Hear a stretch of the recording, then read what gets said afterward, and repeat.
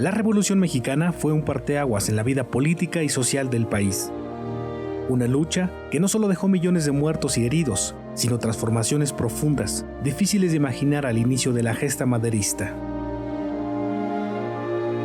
La Constitución Política, aprobada el 5 de febrero de 1917, conjuntó una gran cantidad de demandas surgidas antes y durante la lucha armada, iniciada en 1910, lo que la convirtió en la primera constitución social del siglo XX. Saber cómo fue el proceso de construcción y de dónde emanaron sus raíces históricas resulta fundamental para entender la importancia de la misma.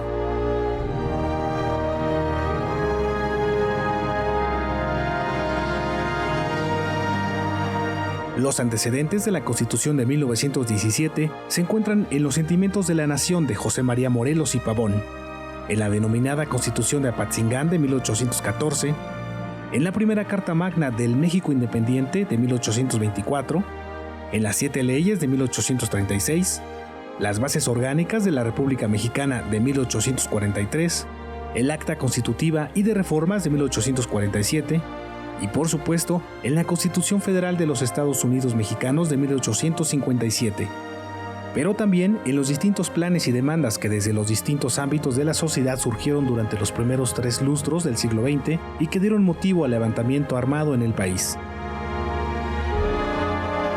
Para mí los más importantes serían el plan del Partido Liberal de 1906. Sabemos que varios de ellos lo habían leído, lo habían trabajado.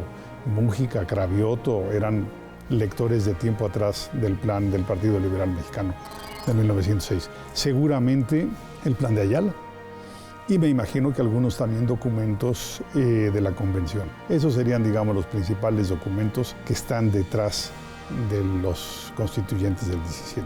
Pero sobre todo, el que tienen enfrente es la Constitución de 57.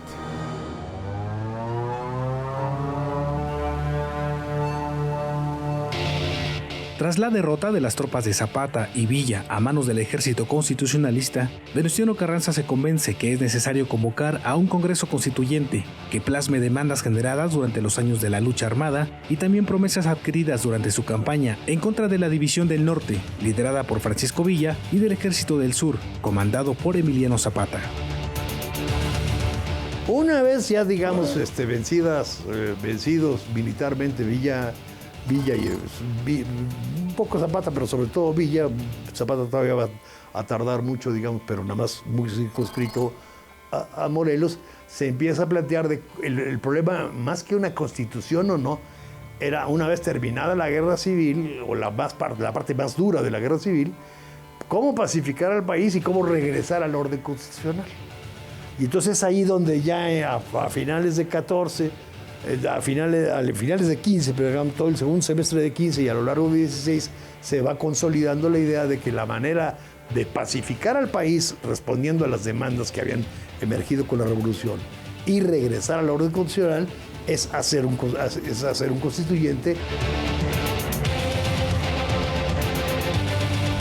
Carranza, digamos que pospuso, yo diría que con mucha inteligencia, la redacción, la convocatoria a un Congreso Constituyente hasta 1916. También ya tenía para 1916 una propuesta agraria muy clara, que es la ley del 6 de enero de 1915, y también ya para 1916 tiene una idea muy clara de cómo se deben enfrentar los problemas sociales de los trabajadores.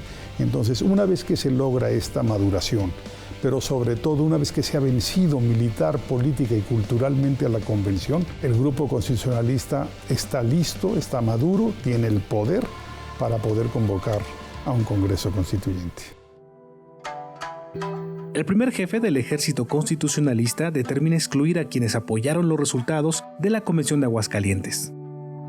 De esta manera, en la preparación del Congreso Constituyente, invita a participar a sectores que le han brindado su apoyo, tanto de la clase media como civiles y militares.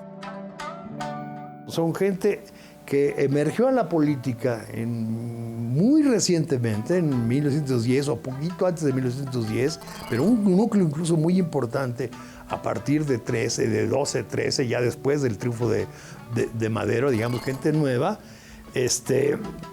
y que se incorporan al constitucionalismo. O sea, es un Es un constituyente representado fundamentalmente por los vencedores, muchos de los cuales inclusive tenían ya empleo o colaboraban con el régimen a nivel nacional de Carranza o en el régimen de Carranza en los estados. Inclusive la convocatoria excluye a quienes hubieran colaborado con la convención, es decir, villistas y zapatistas, o que hubieran colaborado con Huerta.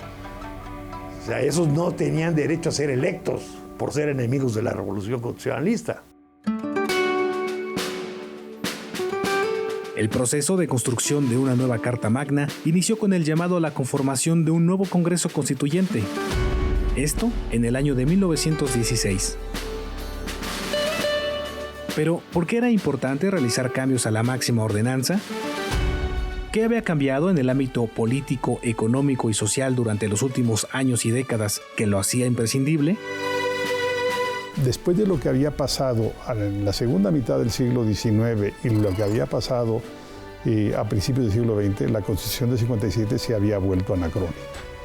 Era una propuesta, digamos, parlamentaria. El país en ese momento no podía pasar por un proceso parlamentario, se requería tener una vida partidista y una clase media muy fuerte. Si no, el parlamentarismo es muy riesgoso. Segundo, cuando se hizo la Constitución de 57 no había movimiento obrero en México, no había industrialización, no había petróleo, la iglesia era muy fuerte, entonces las condiciones para 1917 obligaban a cambios profundísimos.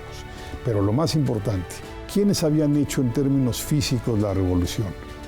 Campesinos, básicamente. Uno podría decir obreros también, yo diría, bueno, obreros menos. Eran pocos y las grandes jornadas revolucionarias se dieron en un escenario rural, no en ámbitos urbanos. Después de que los campesinos hicieron la Revolución Mexicana, no se podía, ¿sí?, simplemente restaurar la Constitución de 57. Una constitución que, entre otras cosas, había golpeado a las comunidades campesinas, obligándolos a privatizarse. Después de la revolución, después de la participación campesina, el país estaba obligado a tener una nueva constitución que incluyera, sobre todo, un gran proyecto de reforma agraria.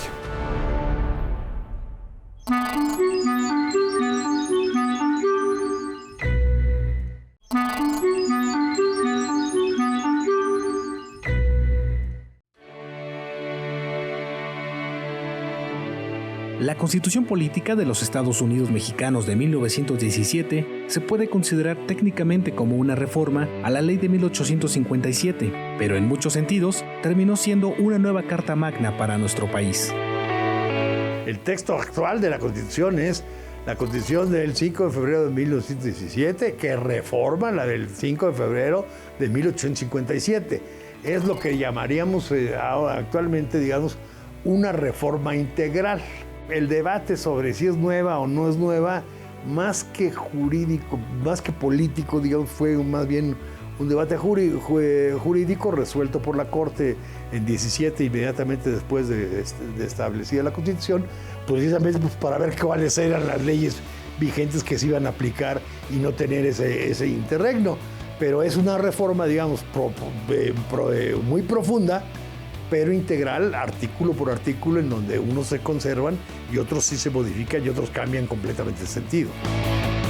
Carranza inicia un movimiento para restaurar la Constitución de 57, si bien Huerta no la deroga, pero su llegada al poder, pues, digamos que acaba con el orden constitucional por la forma en que llegó. Entonces, para Carranza era muy difícil, habiendo iniciado un movimiento en defensa de la Constitución de 57, para restaurar el predominio de la Constitución de 57, proponer una nueva Constitución. Entonces, lo que hace Carranza formalmente es convocar a la reforma integral de la Constitución de 1857. Y los nombres son usados indistintamente. Para algunos se convoca a reformar la Constitución de 57 y para otros se hace una nueva Constitución. Yo creo que en términos sociales, económicos, ideológicos, es una nueva Constitución, absolutamente. Claro que tiene una base fundamental, tiene continuidades enormes respecto a la de 57. Fueron muy diversos personajes los que participaron en los debates para aprobar el articulado constitucional, pero algunos de ellos fueron fundamentales desde el momento mismo de su redacción. Desde luego, digamos, el más reconocido por todos por el papel que juega en ciertos momentos, es el general Múgica como presidente de la comisión de la primera comisión de Constitución. Como autores del proyecto, Luis Manuel Rojas y José Natividad Macías, digamos, serían como que los tres realmente importantes en el proceso de construcción. El general Jara, por ejemplo, es bien importante en la cuestión municipal, o es bien importante también en la cuestión laboral. Pero llevar a cabo una empresa de tal envergadura implicaba tomar varias decisiones. Primeramente, ¿en qué lugar del país llevar a cabo tan crucial agenda? La decisión final recayó en Querétaro. ¿Por qué Querétaro? Nada de que por simbólico, ni mucho menos. La Ciudad de México, particularmente todo el sur de la ciudad, era una región absolutamente zapatista. Milpalta, Xochimilco, Magdalena Contreras y demás. Entonces no había seguridad, digamos, para las deliberaciones y para la formación del Congreso si se realizaba en la Ciudad de México. Y era fundamentalmente también el núcleo básico o más importante de las organizaciones obreras y de la opinión pública. Entonces, un poco para aislar de ese contexto, digamos, riesgoso para la realización del Congreso, se va a Querétaro. La experiencia y fracaso en la Convención de Aguascalientes le había permitido al jefe del ejército constitucionalista entender que la nueva Carta Magna debía ejecutarse en un tiempo previamente estipulado, para así evitar que los debates pudieran ser interminables, por lo que se determina que los trabajos del Congreso Constituyente no sobrepasen los 2 meses. Porque Carranza era un hombre conocedor de la historia de México y sabía que para la Constitución de 1824 y para la Constitución de 1857 se habían tardado prácticamente un año, 11 meses en cada uno de estos dos ejercicios. Entonces, Carranza no solamente fijó 2 meses, sino que además dijo, no se van a poder hacer discusiones en lo general de si conviene o no tener una Constitución. Esa discusión estaba vetada desde un principio.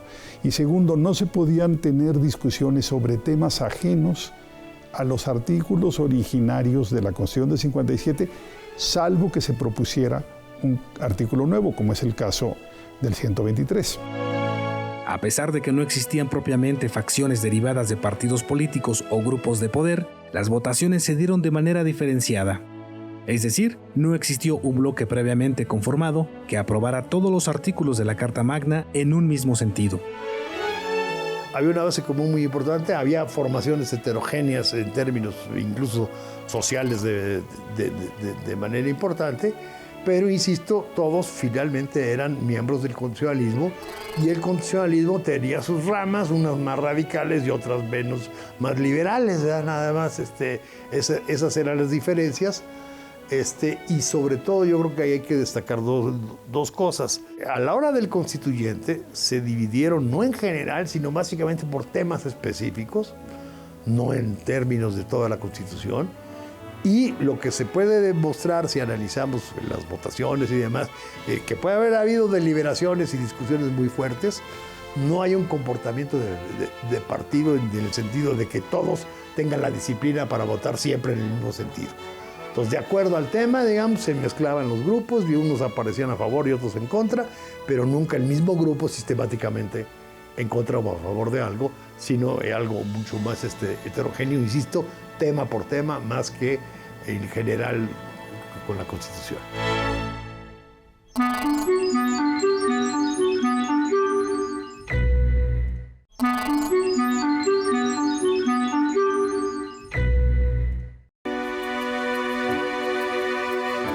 Para algunos historiadores, resulta paradójico que aquellos que con sus manos y su sangre hicieron la Revolución Mexicana no fueron los mismos que cristalizaron en la Constitución del 17 las demandas sociales.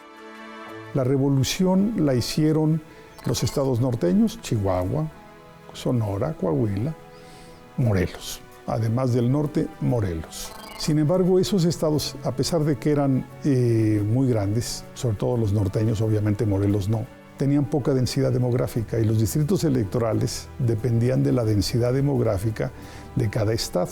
Entonces, además, al margen de la inestabilidad que impidió que Chihuahua tuviera 6 diputados constituyentes, Lo cierto es que por su poca densidad demográfica, la presencia de los diputados norteños es muy escasa, ¿sí? Durango, que fue el que más, creo que tuvo 7, Sonora tuvo 4, Coahuila algo similar, Chihuahua, repito, 1, Morelos 3. En cambio, hubo estados que no habían tenido una participación revolucionaria muy activa, pero que tienen una enorme densidad demográfica y por lo tanto mandaron más diputados al Congreso Constituyente. Pienso en Jalisco, que mandó 21, Veracruz 19, Guanajuato otro tanto. ¿Qué quiero decir con esto? Que la destrucción del antiguo régimen la hicieron ciertos estados y la construcción del México postrevolucionario la hicieron otros, con diferencias ideológicas muy fuertes. La revolución como un proceso militar fue hecha por sectores rurales. La construcción del México postrevolucionario, el México del siglo XX y del siglo XXI, fue hecha por sectores urbanos, algunos de los cuales no habían tenido tanta participación en la revolución. Son dos procesos distintos. O sea, 1916, cuando se convoca a un Congreso Constituyente, se está haciendo un parteaguas en la historia nacional. Al final, resulta claro que las principales modificaciones a la Constitución de 1857 se dieron con la incorporación de los artículos 3, 27 y 123, entre otros. Un artículo 3 en donde al Estado mexicano se le dan facultades de intervenir en materia educativa. Un artículo 27 en donde por un lado se impulsa una reforma agraria y por otro lado el gobierno, la nación, más bien la nación más que el gobierno, son declarados propietarios del subsuelo. Esto para un país rico en petróleo y en minería, pues claro que era un elemento fundamental. Luego el artículo 123, que ese sí es un artículo nuevo. Y el 130, en la Constitución Liberal de 57 se separaba Iglesia y Estado. En la Constitución de 1917, en el artículo 130, no se separan Iglesia y Estado. El Estado tiene prioridad sobre la Iglesia. El Estado está por encima de la Iglesia. El Estado tiene facultades para normar, para legislar en materia religiosa. Es una enorme diferencia. Yo creo que la Constitución tiene dos bloques, como cualquier Constitución, digamos, la parte de derechos fundamentales y la parte orgánica, ¿no?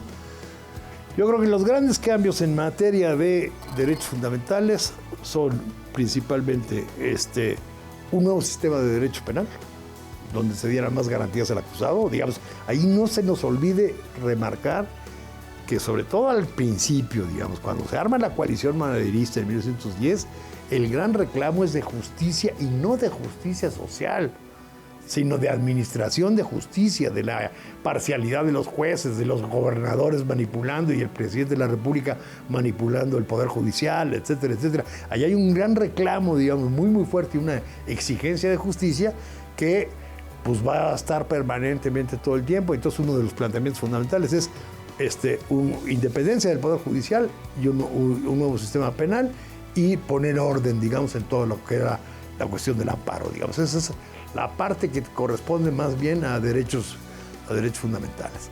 Se incorporan, desde luego, los derechos sociales, el reparto de tierras, digamos, el planteamiento del reparto de tierras, el reconocimiento de los derechos laborales con equilibrio de la producción y el 27, no solo la propiedad de los bienes de la nación, sino el sentido, digamos, de redistribución social que debe tener el Estado mexicano.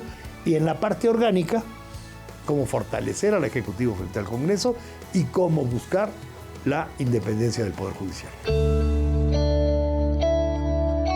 Todo ello permitió que muy pronto la Constitución del 5 de febrero de 1917 fuera considerada la primera constitución social del siglo XX y, sobre todo, una que brinda a los mexicanos los elementos básicos para una convivencia armónica y justa.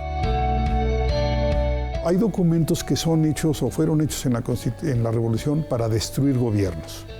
Por ejemplo, el Plan de San Luis contra Porfirio Díaz o el Plan de Guadalupe contra Victoriano Huerta.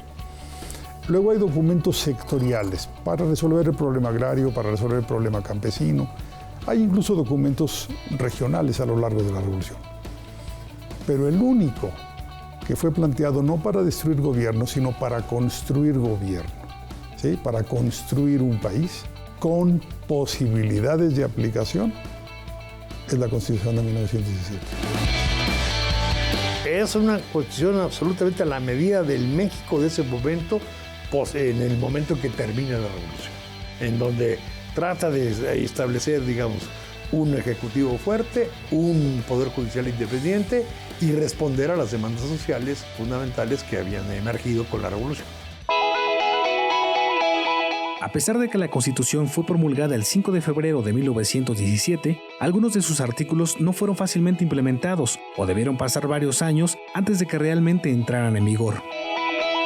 Después del Congreso Constituyente hay un proceso muy importante. Primero que todo, Carranza tiene un enorme compromiso, que es poner en práctica una nueva Constitución. Una nueva Constitución que incluía algunos artículos que sabía Carranza que iban a ser generadores de problemas. Por ejemplo, el tercero y sobre todo el 130 en materia religiosa. Carranza intentó darle un cariz más liberal a ambos artículos. Los diputados constituyentes no lo consideraron así. Carranza sabía que esos dos artículos iban a tener problemas con la Iglesia Católica y con la enorme mayoría de los mexicanos. El tiempo le dio la razón a Carranza. Ahí está la Guerra Cristera 10 años después. Se crea una Suprema Corte, un Poder Judicial, quizás el más independiente que hemos tenido en nuestra historia. Paradójicamente, la independencia de ese Poder Judicial, digamos, en donde trata de resolver entre demandas sociales y protección de derechos individuales, aletarga muchísimo las reformas de la revolución, la tierra y el trabajo. Digamos, eso se va a replantear hasta finales de los años 20 y en realidad no se va a realizar hasta el gobierno de Cárdenas. Digamos, la Corte frena en buena medida el reparto agrario y la Corte frena en medida el pleno reconocimiento de los derechos laborales. Entonces, ahí hay una tensión importante. Y el objetivo de tener un presidente fuerte pues tampoco se cumple. Eso va a tener un proceso largo, digamos, de construcción política y de cambios constitucionales hasta después de 1928, porque tanto Carranza, pero sobre todo Obregón, aunque nos parezca trabajo creerlo, son los presidentes más débiles que ha habido frente al Congreso. Así, la Constitución Política promulgada el 5 de febrero de 1917 resultó el hecho más relevante surgido de la Revolución Mexicana.